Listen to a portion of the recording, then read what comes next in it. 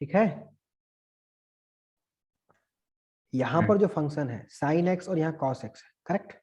सो यहाँ पर आपको दिया हुआ है कि यहाँ पॉइंट चेंज हो रहा है, पाई बाई फोर है ना। पाई बाई फोर पर यहाँ पर जो है लिमिट आपकी वैल्यू अलग आएगी। जब आप यहाँ निकालोगे taking limit at x tending to pi by four से थोड़ा सा छोटा लोगे, correct, pi four minus, correct. So आप फंक्शन लेने वाले हो साइन एक्स को, so you will write here sine x, correct. So it means sine of pi by four is how much, 1/√2, correct. This is your LHL, this is your LHL. What about RHL? What about RHL? Can you tell me what about RHL? RHL जब निकालेंगे आप, RHL है ना, तो जब RHL आप निकाल रहे हो इसका मतलब ये है कि आप लोगे limit extending to pi by four positive के लिए, correct, pi by four positive के लिए लोगे, है ना। और वहां पर क्या लिखोगे, यहाँ पर पाई बाई फोर से ज्यादा के लिए वैल्यू कौन सी डिफाइंड है आपकी, कॉस एक्स है, y equal to cos x है। तो कॉस पाई बाई फोर कितना होता है, कॉस पाई4 कितना हो गया, 1/√2। ओके, तो यहाँ क्या दिख रहा है आपको, लिमिट क्या है, डिफाइंड है, L H L equal to R H L है ना, इक्वल टू क्या है, पाई बाई फोर है, सॉरी 1/√2 है ना, 1/√2 कितना है, is equal to 1/√2। The limit is defined है ना, क्या निकला आपको यहाँ से, लिमिट डिफाइंड है वो 1/√2 है, ओके, इट्स ओके। नाउ अब हम निकालते हैं फंक्शन की value at pi by four. तो पाई बाई फोर के लिए कौन सा वैल्यू डिफाइंड है भाई, पाई बाई फोर के लिए पहला वाला देखो यहाँ क्या लिखा है, लेस देन और equal to pi by four ना, तो पाई बाई फोर के लिए वैल्यू हमें डिफाइंड है, साइन लेना है, तो sine of pi by four how much, is equal to 1/√2। इसका मतलब क्या है कि लिमिट भी डिफाइंड हो गई और फंक्शन की वैल्यू भी डिफाइंड हो गई। इसका मतलब कि फंक्शन क्या है, कॉन्टिन्यूअसली, क्या लिखोगे आप, therefore the function is continuous, therefore the function is continuous, function is continuous. Got the point, okay, got it ना। सिमिलरली आप नीचे वाला का देखो, x इक्वल टू 3 के लिए फंक्शन क्या है, 8 है, x इक्वल टू 3 पर फंक्शन की वैल्यू क्या है, इसका मतलब ये है कि f(3) आपको दिया हुआ है 8। सेकंड वाले क्वेश्चन में अगर हम देखें तो आपको दिया हुआ f(3) इज 8, करेक्ट, एक बात तो दे दी गई।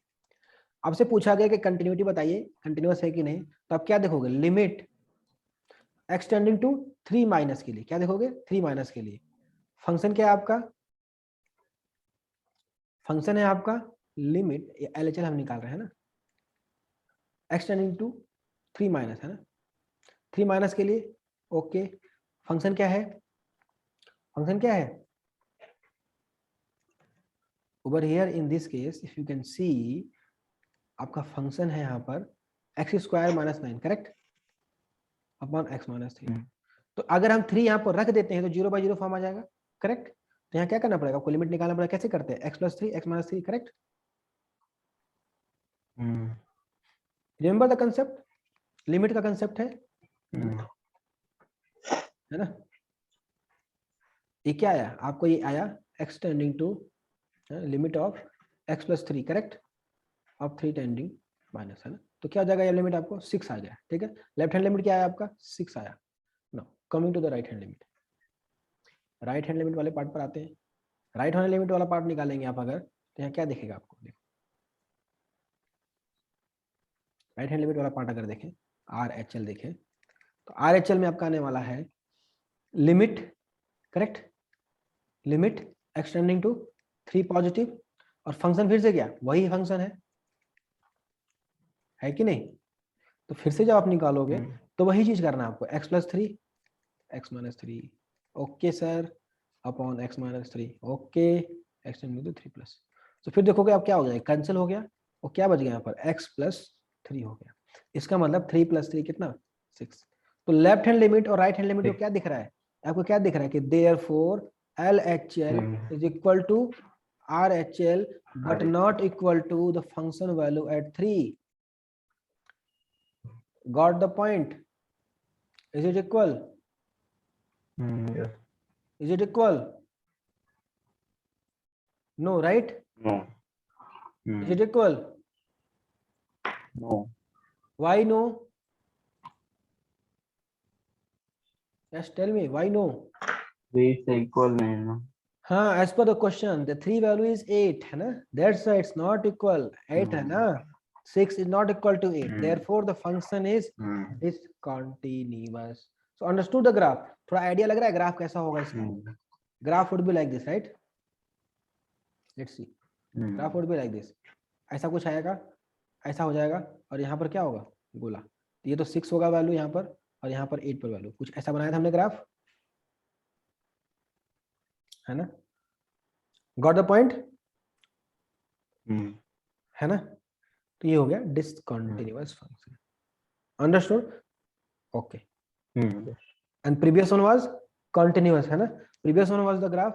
इसके पहले वाला जो sin x था देखते हैं, इसमें इसको इरेज करता हूँ मैं.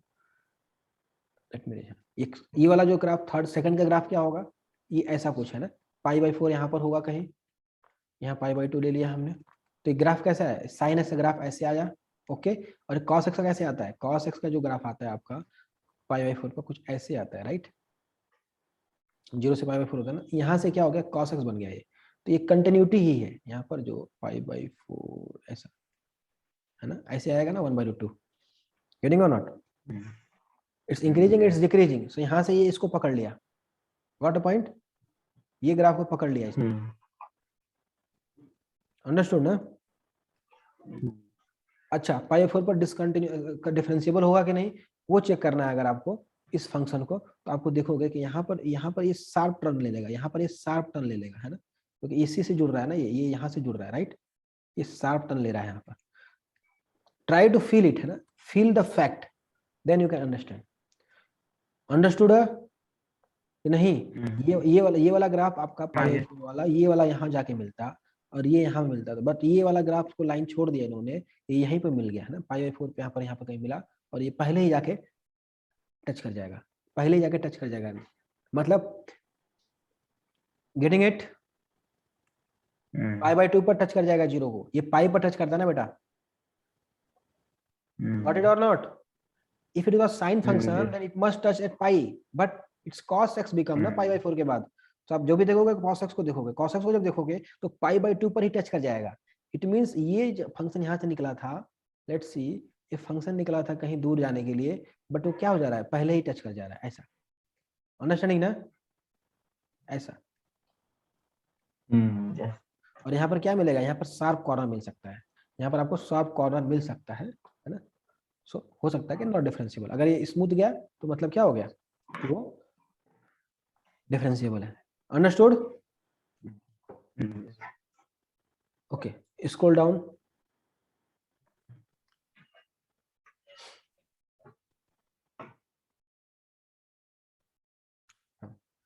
अभी यहाँ देखो, यहाँ पर आपको दिख रहा है पॉइंट ऑफ, कहाँ पर देखना है आपको? जहां पर ये डिसकंटिन्यूटी कंटिन्यूटी कहाँ देखना पड़ता है? जो पॉइंट ऑफ आपको यहाँ पर लिखा होगा ऑलरेडी, इफ है ना. ये चेंजिंग पॉइंट कहाँ पर है? ये 2 पर है, दिख रहा है, इसलिए x = 2. जहां फंक्शन चेंज हो रहा होगा वहीं तो होगा. वैसे तो ये आपको क्या दिख रहा है? पॉलिनोमियल फंक्शन, ये पॉलिनोमियल फंक्शन है, दोनों क्या है? आपस में कंटिन्यूअस है. बट जहां पर फंक्शन चेंज हो जा रहा है, 2 पर यहाँ पर क्या हो रहा है? फंक्शन चेंज हो रहा है ना. जैसे आप क्या किए, कुछ रास्ता आप फ्लाइट से गए और कुछ रास्ता आप ट्रेन से जा रहे हैं, तो जहां ट्रेन से जा रहे हैं वहां तो कंटिन्यूटी आपकी जर्नी की है. जहाँ प्लेन से जा रहे हैं वहां भी कंटिन्यूटी है, प्लेन का रास्ता. बट जहाँ चेंज करेंगे वहां पर पॉसिबिलिटी बनती है कि आप रुक जाओ वहां पर, correct? there is a possibility that you will stop, you will not move ahead, correct? आप वहां से भाग जाओ, escape कर सको. अदरवाइज तो आप एक बार पकड़ में गए तो फ्लाइट में बैठ गए तो पहुंचना ही है. तो सिमिलर ओवर हियर, यहाँ पर क्या हो रहा है? शिफ्टिंग हो रहा है. यहाँ पर क्या हो रहा है? Shifting of the function, correct? x = 2 and x = है ना, 2 से छोटा के लिए ये फंक्शन डिफाइन हो रहा है, 2 से बड़ा के लिए ये फंक्शन होगा. तो इस तरीके से आपको निकालना पड़ेगा कहाँ फंक्शन कंटिन्यूअस हो रहा है, कहाँ डिसकंटिन्यूअस हो रहा है, और कहाँ पर स्विच हो रहा है, करेक्ट?